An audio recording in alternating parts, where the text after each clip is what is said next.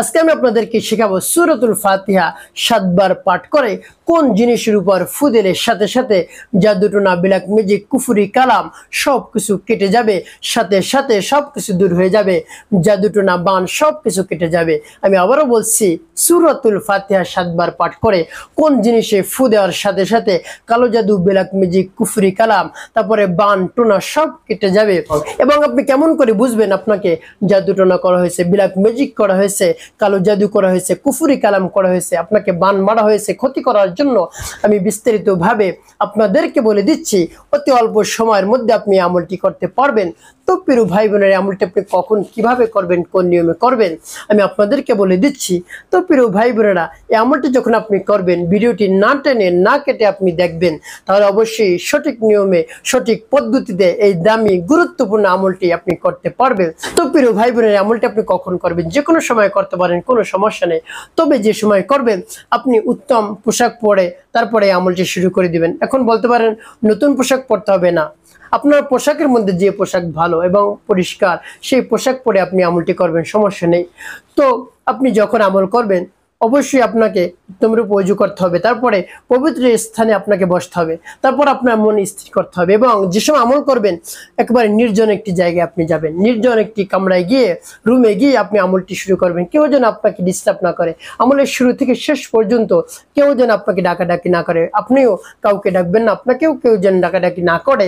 এভাবে আপনাকে লক্ষ্য রাখতে হবে, খেয়াল রাখতে হবে, তারপরে আপনি আমলটি শুরু করে দিবেন। তো এইভাবে পবিত্রতা অর্জন করে পবিত্র স্থানে বসবেন, তারপরে এই আমলটি শুরু করে দিবেন। আপনার কাছে কোন জিনিস রাখবেন আমি আপনাদেরকে বলে দিচ্ছি।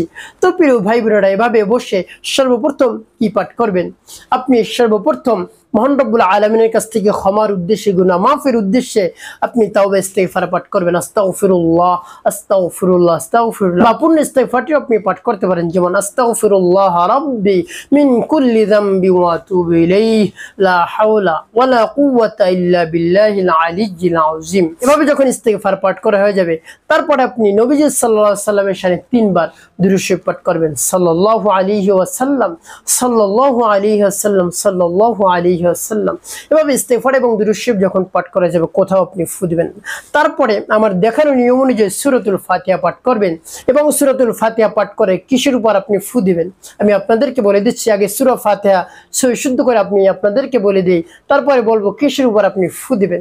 তো প্রিয় ভাই বোনেরা, আমার দেখানো নিয়ম অনুযায়ী আপনি এভাবে সূরাতুল ফাতিহা পাঠ করবেন, যেমন বিসমিল্লাহির রহমানির রহিম আলহামদুলিল্লাহি রাব্বিল আলামিন আর রহমানির রহিম মালিকি ইয়াউমিদ্দিন ইয়াকা না'বুদু ওয়া ইয়াকা নাস্তাঈন ইহদিনাস সিরাতাল মুস্তাকিম সিরাতাল লাযীনা আন'আমতা আলাইহিম গায়রিল মাগদুবি আলাইহিম ওয়ালাদ-দাল্লিন। এভাবে যখন সূরাতুল ফাতিহা পাঠ করা হয়ে যাবে আপনি ফু দিবেন। প্রিয় ভাই বোনেরা, কোন জিনিসের উপর আপনি ফু দিবেন? আপনি একটি ছুরির উপর ফু দিবেন।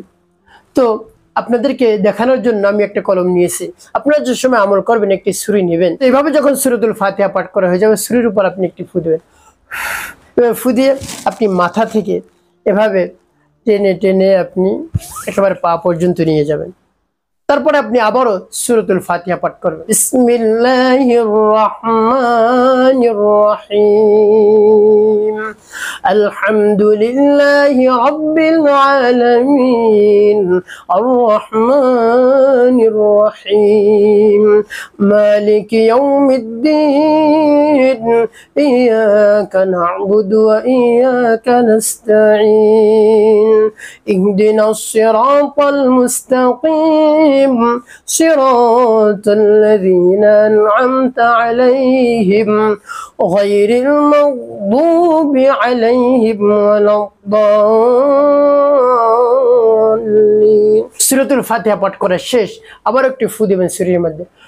ফু দিয়ে আপনি এভাবে টেনে টেনে এভাবে নিয়ে যাবেন একেবারে, তারপরে বাম পায়ের একেবারে নিচ পর্যন্ত আপনি নিয়ে যাবেন।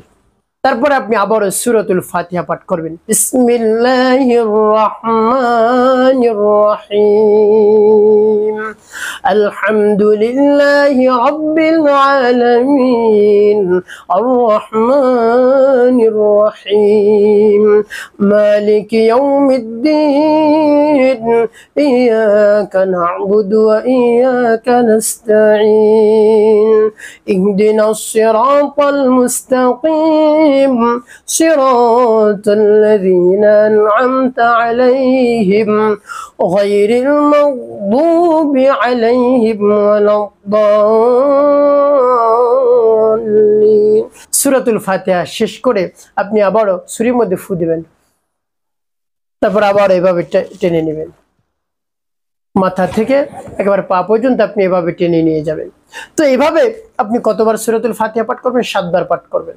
7 বার পাঠ করবেন এবং মনে মনে নিয়াত করবেন, হে আল্লাহ, আমাকে জাদু করা হয়েছে, ব্ল্যাক ম্যাজিক করা হয়েছে, কুফরি কালাম করা হয়েছে, তারপরে বান মারা হয়েছে আমাকে ক্ষতি করার জন্য, সবকিছু আপনি দূর করে দেন, সবকিছু থেকে আমাকে মুক্ত করে দেন, আমি অনেক ক্ষতিগ্রস্তের মধ্যে পড়ে গিয়েছি। এভাবে আপনি মনে মনে নিয়াত করবেন এবং এই আমলটি করে এভাবে ছুরিটা মাথা থেকে একেবারে পায়ের আঙ্গুল পর্যন্ত আপনি নিয়ে যাবেন। এভাবে 7 বার করবেন। মহান রব্বুল আলামিনের উপর পূর্ণ বিশ্বাস রেখে, আস্থা রেখে, ভক্তি রেখে অবশ্যই আপনি উপকৃত হতে পারবেন ইনশাআল্লাহ।